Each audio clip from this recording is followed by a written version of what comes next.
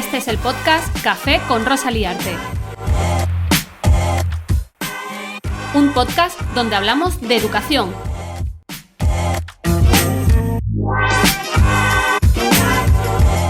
En este episodio me tomo un café con María Comín, responsable de educación en Microsoft España.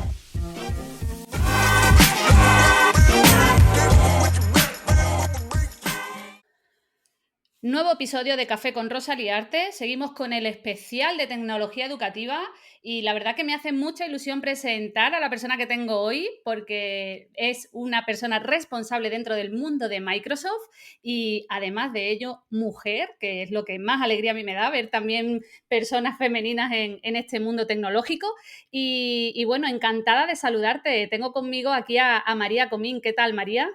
Hola Rosa, muy buenas. Pues la verdad que encantada de estar contigo y de participar en este podcast. No me lo esperaba, la verdad. Te escucho y os escucho y bueno, pues viendo un poco la cantidad de personas relevantes en la educación, pues es un privilegio. Así que desde aquí muchísimas gracias por este ratito. Nada, a ti por tu tiempo, que sé que es oro y que hayas dedicado hoy un ratito a estar aquí conmigo, súper agradecida. Pero antes de comenzar, ¿quién es María Comín y a quién se dedica dentro de Microsoft? Bueno, pues yo actualmente soy la responsable de educación pública y privada dentro de Microsoft Educación en España. Digamos que soy el primer contacto de todo lo que es estudios preuniversitarios, ¿vale? O sea, cuando entran a la universidad también les sigo, pero sobre todo me centro en las etapas iniciales, ¿no? Primaria, secundaria, formación profesional y tanto con la parte de centros públicos como también privados, con un montón de gente con nosotros, o sea que no estoy yo sola. Y bueno, la verdad que mi carrera en Microsoft llevo ya 8 años y he tenido la suerte de estar los últimos 3 en el equipo de educación, trabajando muy mano a mano primero con las comunidades educativas, con profesores, con centros y luego pues especializándome ahora pues más en la cara más comercial, ¿no? Pero muy cerca siempre de vosotros porque la verdad que es un lujo el poder estar trabajando con vosotros y ver lo que hacéis. Mil gracias, María. Bueno, no te libras de la primera pregunta, todo el mundo le teme, pero se supera, de verdad, te lo juro, ¿eh? Así que, bueno, ¿qué es para ti la educación, María? Bueno, para mí la educación es un lujo. Es un lujo el poder estar donde estáis vosotros y estar día a día con esos estudiantes, con ese alumnado y hacer que se desarrollen desde un punto de vista humano y competencial para alcanzar su máximo potencial, para ser nuestros líderes del futuro. Para mí es un lujo el poder estar en ese lado y desde aquí yo os admiro constantemente por el trabajo que hacéis. Creo que en pandemia no se os ha reconocido lo suficiente todavía el trabajazo que hicisteis, que lo pude ver desde mi perspectiva de profesional, desde Microsoft, pero sobre todo también como madre, ¿no? Aparte de que me conozcáis como responsable de educación, también en algún sitio me llaman mamá y tengo 2 peques y en ese momento pues eran pequeños, muy pequeños. Y el ver cómo los docentes se volcaron, os volcasteis con ellos y con el resto de familias, ¿no? En ese momento tan complicado, pues la verdad que merecéis toda mi admiración. Así que es un lujo teneros en educación y que sigáis ayudando a nuestros niños, estudiantes a desarrollarse y a alcanzar su máximo potencial independientemente de los recursos que tengan, de la ubicación, de las capacidades. Así que lo resumiría así. Creo que es un privilegio, ¿no? El poder estar en ese sector y en ese segmento. Buenísimo, mil gracias, María. La verdad que sí, que yo esto lo he hablado varias veces, que pareció en la pandemia que todo fue un fracaso en la educación, que totalmente había una brecha digital, que hubo alumnado que no se llegó, pero creo que hubieron también muchísimos casos de éxito y escucharon más los fracasos tristemente que realmente el gran trabajo que hicieron muchísimos docentes, porque yo te digo que mis 37 compis del claustro lo dieron todo durante la pandemia y no, bueno, durante la pandemia, durante el confinamiento, porque seguimos en pandemia, Sí. pero bueno, en sí yo te lo agradezco porque la verdad que sin la tecnología no hubiera sido posible, ¿no? Y yo siempre digo ahora que tenemos la oportunidad de seguir avanzando en educación con todo lo que aprendimos en ese instante y no volvamos para atrás. Lo que tengo que hacer ahora es seguir avanzando y aprovechar todo lo que hicimos en ese momento, ¿no?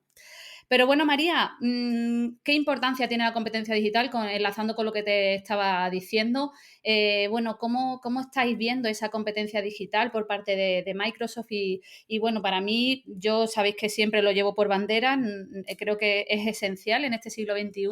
¿Y cómo lo estáis abordando vosotros desde ahí?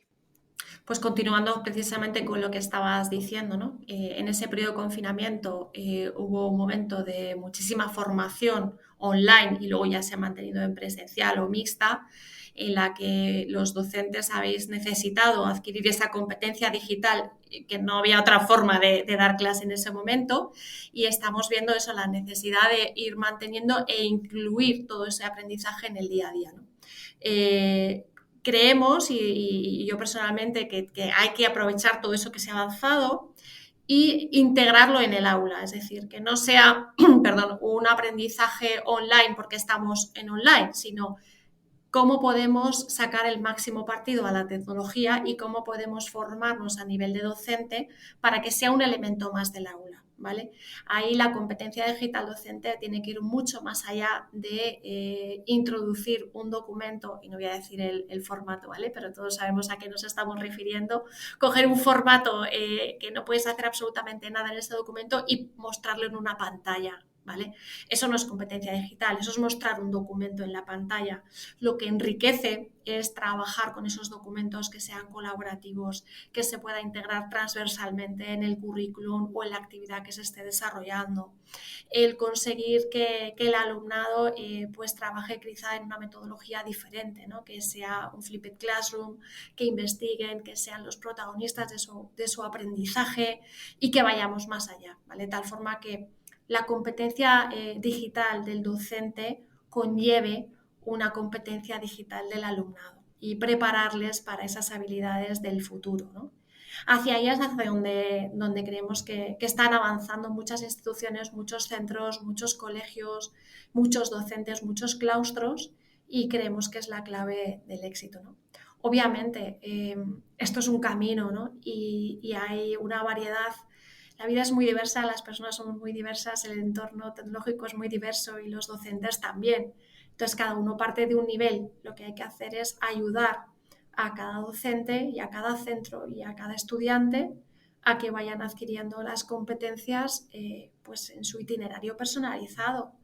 No podemos dar el mismo curso a todo el mundo, no podemos exigir las mismas capacidades en el mismo tiempo. De ahí que los itinerarios y las certificaciones, por ejemplo, de competencia digital sean graduales, ¿no? Para que cada uno vaya avanzando en función de su nivel, ¿no? Y creemos en eso, ¿no? En la metodología completa, en buscar proyectos que permitan desarrollar al máximo al docente, pero el reflejo está en el alumnado, que lo que queremos es que esos estudiantes estén preparados para ese futuro.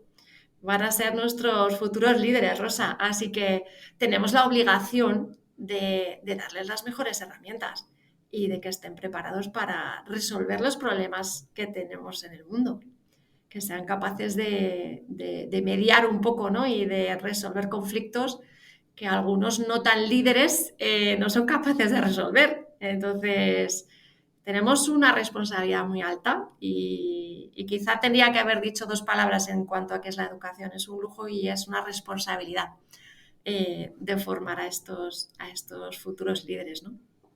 Bueno, hija, yo me he apuntado a tu frase, ¿eh? Yo aquí estaba echando humo al boli que la de conllevar la competencia digital docente es llevar la del alumnado. Vamos, esa me la guardo yo y voy a hacer una diapositiva con tu frase. Ya lo sabes, María, es lo que hay.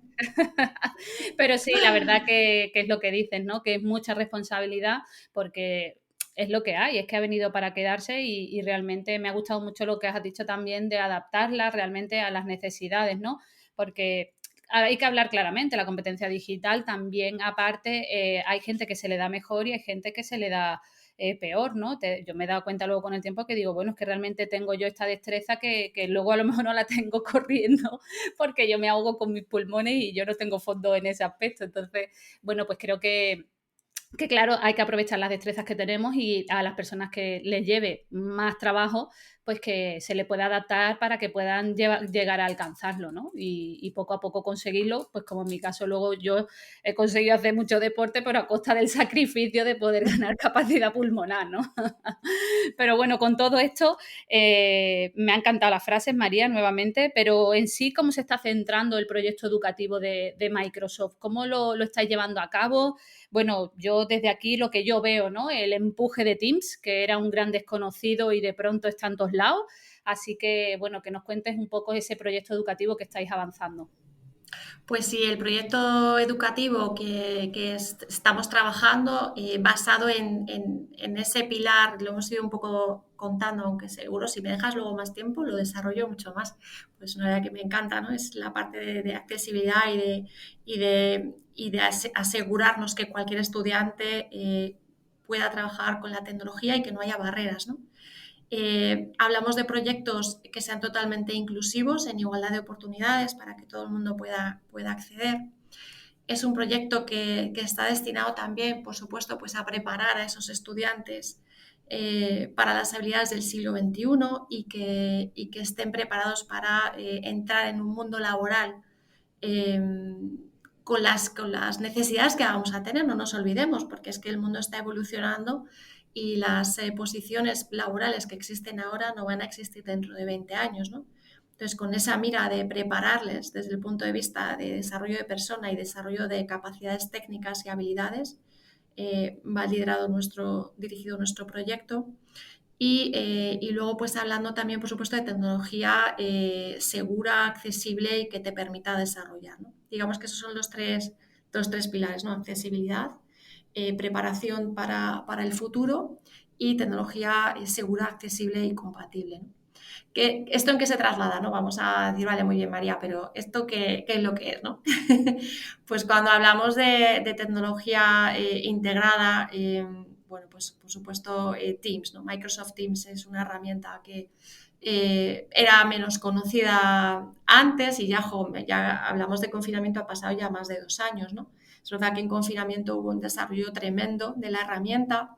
Yo lo viví muy de cerca porque empezamos a desarrollar planes de formación con muchas consejerías, colegios, centros, express, como si dijéramos, y te puedo asegurar que no éramos capaces de trasladar o de asimilar las novedades que se iban produciendo en Teams cada semana. Ya no te digo cada mes, era cada semana había novedades nuevas. Ha habido una evolución tan inmensa de la herramienta, de nuevo, gracias al feedback proporcionado por vosotros, por los docentes. Había un canal de comunicación que era el User Voice, donde los docentes de todo el mundo, usuarios de educación, trasladaban sus ideas, ¿no? De cómo mejorar la herramienta. Y gracias a eso, pues se incrementó el número de cámaras, ¿no? Visibles en el portal, en la llamada de Teams, se mejoró muchísimo el tema de accesibilidad, de subtítulos, bueno, un sinfín de mejoras que no hubiera sido posible sin vosotros, ¿no? Entonces, a nivel de herramienta, la ventaja de Teams es que puedes incluir todo lo que necesitas en el aula dentro de ese equipo de Teams. No voy a hacer una demo, no te preocupes, además no hay pantalla, pero sí que quiero trasladar la idea de que retamos desde aquí a alguien que nos diga si hay algo que no pueda hacer en Teams o que no pueda incorporar, que nos lo diga, porque está todo tan integrado, tan metido, es tan fácil pasar de una actividad a otra, no es necesario conectarte a herramientas de terceros, ¿no? Que siempre está el riesgo de dónde me estoy conectando con esta identidad, qué van a hacer con mis datos. Tienes total seguridad de que las herramientas están integradas eh, y que no es necesaria ninguna aplicación de tercero. Que si quieres la puedes usar, ¿vale? O sea, no limitamos.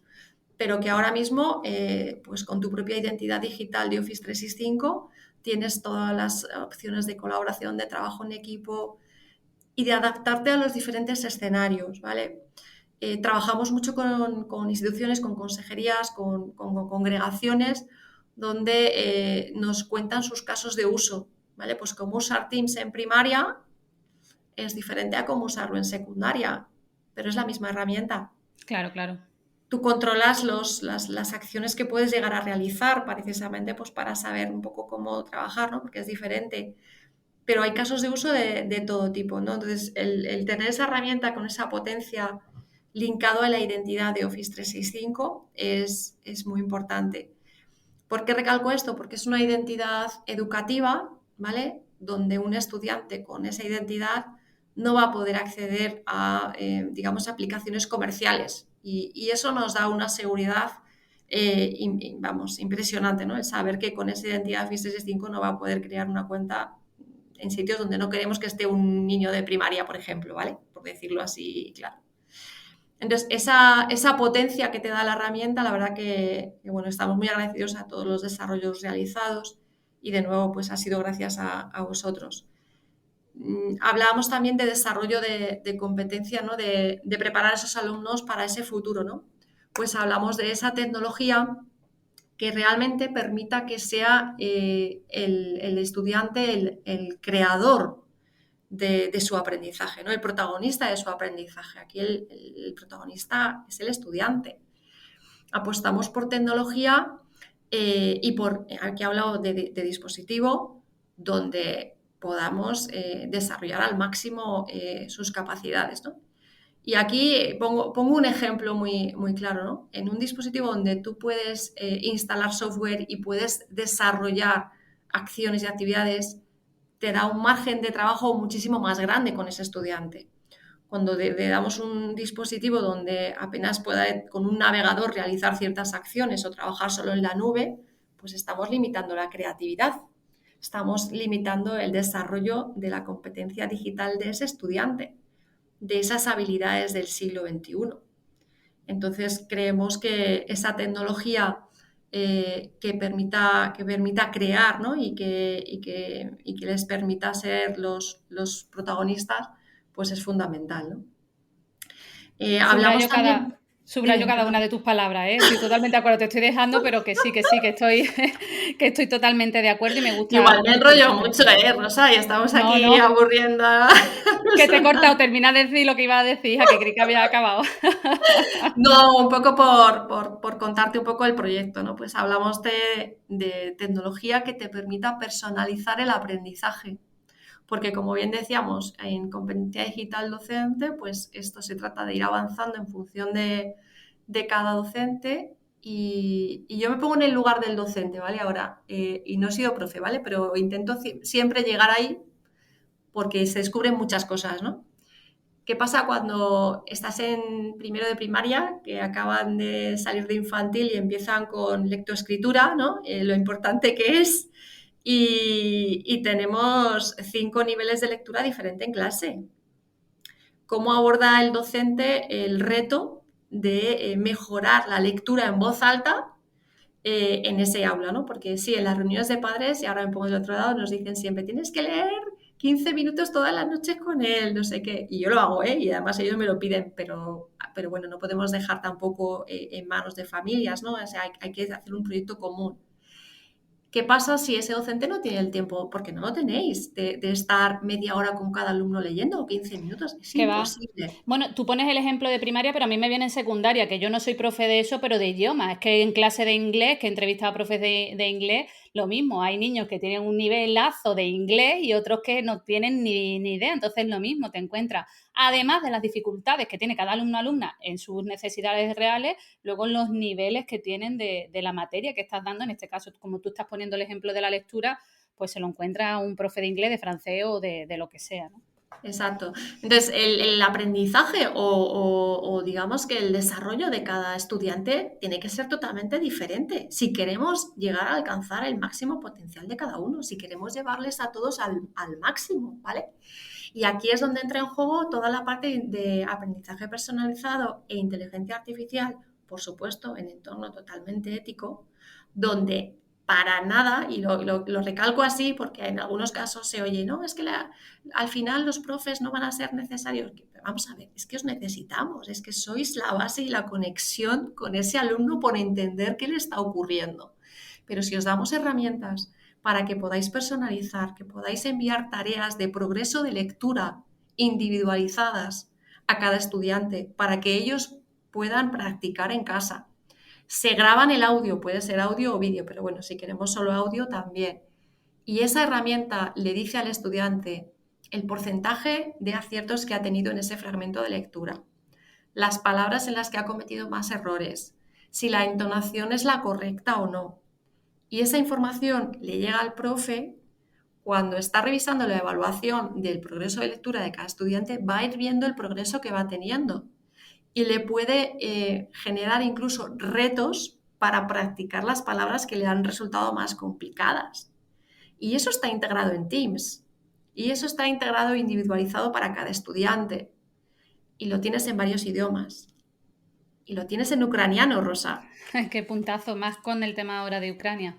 Eso es. Si estas herramientas, y por ahí es por donde vamos, en personalizar el aprendizaje dentro de esa misma herramienta para ahorrar tiempo al docente en preparación de la clase, para ahorrar tiempo en el desarrollo, para dar más oportunidades a esos estudiantes de poder probar cuantas veces quieran ese texto de lectura, para adaptarlo al idioma del estudiante o que sea incluido en el aula, para no dejar a nadie atrás.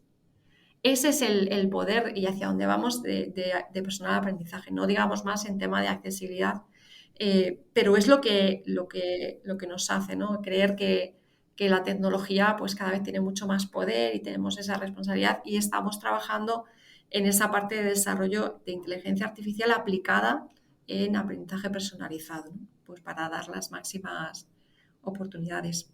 Yo creo que iríamos por ahí.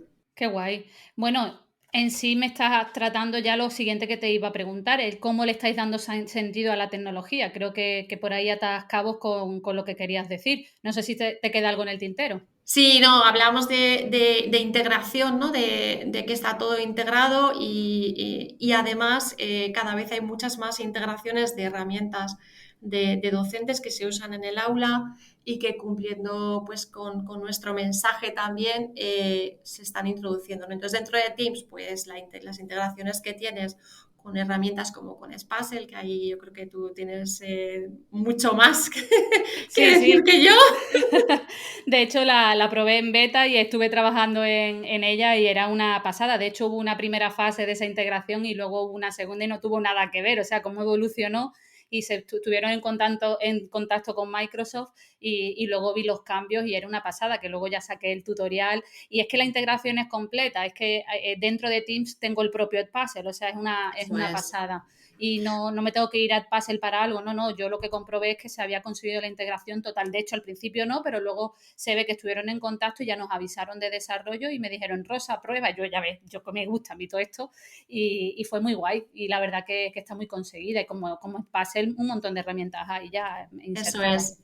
Aquí, por ejemplo, pues Aditio, Flipgrid, Genially, todo este tipo de herramientas que al final, pues eso, del uso de docentes y de actividades se está viendo que es necesario incluir y que sacáis muchísimos proyectos, pues la verdad que hay el equipo de desarrollo, igual que te decía, el de Teams, hay equipos también dedicados para dar soporte a tecnológicas y a empresas de software que desarrollan herramientas para que cada vez esté todo más integrado. Y hay un equipo de soporte que les ayuda a cómo hacer lo que se llama el single sign-on o la sincronización de identidad para que no tengas que estar recordando 8 contraseñas. A ver, es que tenemos que ponerlo fácil y a mí me pasa igual. Si a mí me ponen contraseñas diferentes para entrar en todos mis sistemas, pues al final alguna se me va a olvidar. Cuando tú tienes tu propia identidad y puedes hacer ese single sign-on, pues lo ponemos más sencillo. Entonces, en ese aspecto hay un equipo dedicado y la verdad que estamos muy, muy orgullosos. Nosotros desde Microsoft también pues organizamos sesiones de difusión, con webinars conjuntos y siempre que podemos, participamos o participan en nuestras actividades porque bueno, pues creemos que es momento de colaborar también, Rosa. Creo que confinamiento, pandemia nos ha abierto mucho los ojos y bueno, pues hay que ver qué es lo que tiene sentido.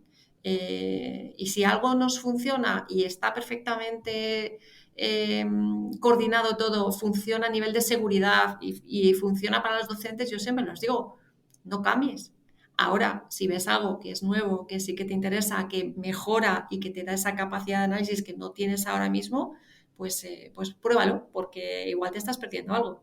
Entonces, en ese aspecto tenemos muchísimas integraciones, ¿no? Y ese es el sentido que le damos, ¿no? Que esté todo integrado y que lo pongamos sencillo, ¿no? Que eso es lo que se necesita en esta vida. Qué guay, sí, sí, totalmente. Y lo que decías, ¿no? Esta pandemia ha abierto la mentalidad también dentro del sector tecnológico educativo, ¿eh? Veo muchísima más colaboración entre herramientas, cosas que para mí eran impensables o herramientas que no eran colaborativas, que se han convertido en colaborativas. Yo creo que todo el camino ha ido por ahí. Si es que ha traído cosas malas y estamos hartitos de pandemia, pero creo que también ha traído muchas cosas buenas, ¿eh? Y en el sector tecnológico yo he visto una evolución de decir, ¡buah, chaval, qué fuerte todo lo que han integrado en cuestión de De un año, ¿no? meses, sí, y Y es de verdad que yo creo que hemos avanzado a lo mejor en 2 años lo que a lo mejor se iba a hacer en 10 años. Yo creo que ahí lo estamos viendo, que no tiene absolutamente nada que ver. Y bueno, y lo que nos queda, que seguimos ahí a tope. totalmente. Bueno, y un tema siempre controvertido, pero que hay que tratarlo, María, ¿cómo trabajáis el tema privacidad en Microsoft, no? Cómo, si quieres tratar un poco, lo hemos tratado con todas las personas entrevistadas porque creo que es primordial para todas este tipo de empresas y bueno, cómo lo estáis llevando a cabo, ¿no? Bueno, nosotros sí que decirte que somos muy transparentes en todos los temas de privacidad y seguridad. Tenemos un portal también de privacy donde, bueno, pues vais viendo un poco todas las actualizaciones. Desde hace ya varios años, Microsoft está certificada en el Esquema Nacional de Seguridad de alto nivel de seguridad, con lo cual ofrece incluso más seguridad que el cumplimiento del Decreto General de Protección de Datos. Nosotros siempre decimos cosas muy, muy, muy claras como que, antes lo he contado, ¿no? Con la identidad de Office 365 no es posible acceder, Office 365 educativa, ¿vale? Perdonad. No se puede acceder pues a una de las plataformas comerciales que no son educativas, Rosa, porque estamos hablando de educación y de estudiantes y son el número uno del sector educativo en cuanto a ataques de seguridad y de riesgos de ciberseguridad, ¿no? Siempre, en todos los reportes de los últimos 90 días, siempre sale educación, ¿no? Con lo cual, nosotros somos muy, muy, muy transparentes con ese tema. Nosotros no comerciamos con los datos, absolutamente para nada. Los propietarios de los datos son los propios clientes, entidades educativas. Y nosotros simplemente ponemos a disposición la nube para que ellos puedan trabajar ahí. Y además ocurrió una cosa que es muy reciente también y que lo quiero comunicar, ¿no? Y es que Microsoft Cloud se ha creado y se ha anunciado la Microsoft Cloud for Sovereignty, que es una nube diseñada específicamente para el sector público que permite construir soluciones sobre la nube de Microsoft, que es nuestra nube, pero cumpliendo con todos los requisitos legales y normativas de soberanía del dato a los que tienen que adecuarse las administraciones públicas. Creemos que esto es un salto más de calidad, además de lo que te he contado, y que da esa seguridad a nuestros clientes, ¿no? Es público, está todo publicado para que se pueda revisar e identificar. Pero para nosotros es muy claro el tema de quién es el dueño de esos datos, son las entidades que ellos son los que suben la información que quieren subir, ¿vale? Aquí tenemos casos muy claros de proyectos que se han trabajado con administraciones donde se les indica, oye, esta es la información que tú subes y tú eres el dueño de esa información. Siempre les recomendamos anonimizar esos datos, por ejemplo, pues para que esté perfectamente claro qué información se está subiendo. Y de nuevo ellos son los dueños y nosotros no comerciamos con ello para nada. Creemos que, bueno, que hay muchísima legislación, no es el momento tampoco de dar las referencias, pero estamos tranquilos y bueno, pues invitamos a que puedan visitar toda nuestra legislación también y que estén seguros y tranquilos, ¿no? Claro que sí, no, totalmente. Yo siempre lo digo, más que el me han dicho que, vete tú y consulta la privacidad en esa herramienta o en lo que quieras utilizar, porque el me han dicho es muy fácil, ¿sabes? Yo eso me pone a veces bastante nerviosa porque digo, de verdad que quienes están en este sector, la verdad que eso no es moco de pavo, como digo, ¿no? Y hay que trabajarlo muy, muy seriamente. Pero bueno, María, creo que te has quedado en el tintero con algo, una espinita que querías contarme, también tema de accesibilidad, cómo estáis trabajando toda la accesibilidad. Yo he visto también mucha evolución en Microsoft que me he quedado flipando probando algunas funciones y bueno, también pues está en boga ahora con la LOMLOE, el diseño universal de aprendizaje, cómo se está trabajando todo esto y si quieres contarnos algo más para cerrar los temas o si te queda algo en el tintero también cuéntanos, ¿eh? Sí, no, es un tema que me encanta además, Rosa, porque la vivo muy de cerca, ¿no? Yo la accesibilidad la entiendo desde un punto de vista tecnológico, como empresa tecnológica, está muy de moda, pero a mí la accesibilidad me llegó en mi vida hace varios años. Como os decía, tengo dos peques. La mayor, bueno, pues siendo muy chiquitita, pues empezábamos a ver que no se desarrollaba con normalidad como otros niños. Y bueno, pues vamos siguiendo, vamos viendo. Bueno, pues estuvo diagnosticada y está diagnosticada de autismo y lo comparto porque creo que es algo muy cercano y que puede ayudar a mucha gente, ¿no? Empezamos a trabajar con ella todos los temas tecnológicos, bueno, contactamos con pedagogos, terapeutas, os puedo decir que todo lo bueno que os pueda decir de los terapeutas que la atendieron desde el primer momento y que siguen con ella es poco, ¿vale? Porque es que hacéis un trabajo inmenso.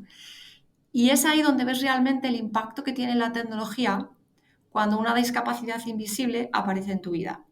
Y cuando ves que realmente hay resultados, empiezas a investigar, empiezas a meterte y bueno, pues intentas desarrollarlo aún más, ¿no? Y gracias a Dios, pues estoy en una empresa tecnológica cuyo ADN está basado en la accesibilidad y en la inclusión de las personas con cualquier tipo de capacidad. No nos gusta hablar de discapacidad, yo prefiero hablar de capacidades diferentes. Sí, totalmente, vaya de acuerdo. O sea pero bueno, agradecida también de que cuentes tu situación personal, porque a veces parece que no somos humanos. También me hace mucha gracia cuando comparan, no, es que los niños ahora están de vacaciones y los padres, y bueno, y es que los profes tampoco son padres, o sea que aquí todo Eso el mundo es es. padre, madre y tenemos seguro historias cercanas, ¿no? Entonces, simplemente un dato. Según el último informe de Naciones Unidas, más de 1 billón de personas en todo el mundo tienen algún tipo de discapacidad, 1,2 concretamente. Eso supone el 15% de la población mundial con algún tipo de discapacidad. Si lo trasladamos al aula, si lo trasladamos a nuestras empresas, pensemos que el 15% de las personas que nos rodean tienen algún tipo de discapacidad. Y me diréis, pues yo no lo veo, porque 15% en mi aula a lo mejor pues tengo un niño diagnosticado con TDAH o un niño con necesidades educativas especiales. Probablemente no lo veis o no lo vemos, porque el 70% de esas discapacidades son invisibles. Es muy fácil reconocer a un niño que va en silla de ruedas, que tiene dificultad motórica, o muy fácil reconocer algún tipo de discapacidad, ¿vale? Pero es que hay muchas que no las vemos y que no están diagnosticadas. Y una discapacidad puede ser permanente porque es un niño que nace sordo y hay que adaptarle desde el minuto cero todo, pero puede ser temporal porque tenemos una otitis y no escuchamos bien y tenemos que estar con gotas y durante una semana ese estudiante no puede acceder a todo. O puede ser situacional, porque estamos en un sitio donde hay mucho ruido y no podemos mantener una conversación normal.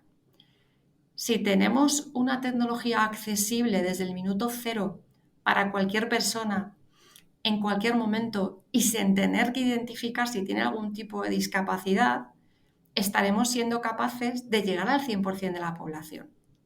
Y ese es nuestro punto, ¿no? De cómo convertir y cómo hacer accesible la educación desde un punto de vista tecnológico. Linkado al diseño universal de aprendizaje, por supuesto, yo desde la parte, de la parte tecnológica, ¿no? Entonces, cuando tienes herramientas que te permite dictar en cualquier herramienta, tanto en Word como en OneNote, como en Outlook, como en PowerPoint, cuando tú permites tener subtítulos en cualquier idioma, cuando permites que un niño ucraniano se incorpore al aula porque Teams está todo en ucraniano, o porque le puedes personalizar el ritmo de lectura, estás siendo inclusivo y no estás dejando a nadie atrás. Desde Microsoft os puedo decir que la accesibilidad y la inclusión se vive desde el minuto cero, desde lo que llamamos el diseño inclusivo de la tecnología, y se llama así. Hay un equipo especializado en Redmond, multidisciplinar, también funcional, personas con discapacidad, que permiten que o que se preocupan desde que el minuto cero todo lo que se diseña a nivel de hardware y de software sea inclusivo. Y solo así, diseñando para todos, somos inclusivos. Porque si lo que hacemos es diseñar un aprendizaje y luego hacer adaptaciones, pues son dos trabajos. Si desde el minuto cero estamos siendo inclusivos, no estamos haciendo diferencia, ese estudiante se va a incorporar al ritmo normal de la clase, no se va a sentir especial. Yo siempre recordaré un ejemplo que un compañero hace tiempo nos dio, y es que una persona nos comentaba que tenía una compañera en clase que tenía dificultades de visión. Entonces no era ciega, pero tenía dificultades. Entonces en el aula siempre se le ponía un atril con más luz para que pudiera ver mejor y demás, ¿no? El momento en el que dejó de necesitar ese atril y tuvo un dispositivo igual que el resto de estudiantes y que pudo ser una más, pues os podéis imaginar la diferencia que hacemos en las personas. Y con eso me quedo, ¿no? Con hacer la vida mejor a todas las personas, el desarrollar su autoestima, su independencia, su autonomía, el no limitarles, y tenemos la suerte que desde una empresa tecnológica como Microsoft podemos hacerlo. Y de nuevo, si hay algo que no lo sea, nos lo decís, porque yo aprendo todos los días.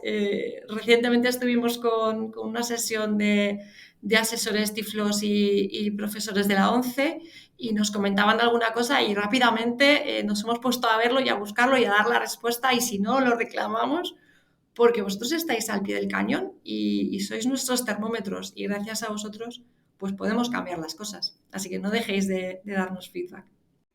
Mil gracias, qué emocionante, y lo que has contado me ha gustado mucho, porque en parte también me he sentido identificada. Me ha gustado mucho los 3 tipos de discapacidad, cómo los has dividido y cómo los has señalado, porque realmente hay una discapacidad invisible y que muchas veces no sabemos de otras personas. Yo lo vivo con mi propio marido. Mi marido es sordo de un oído.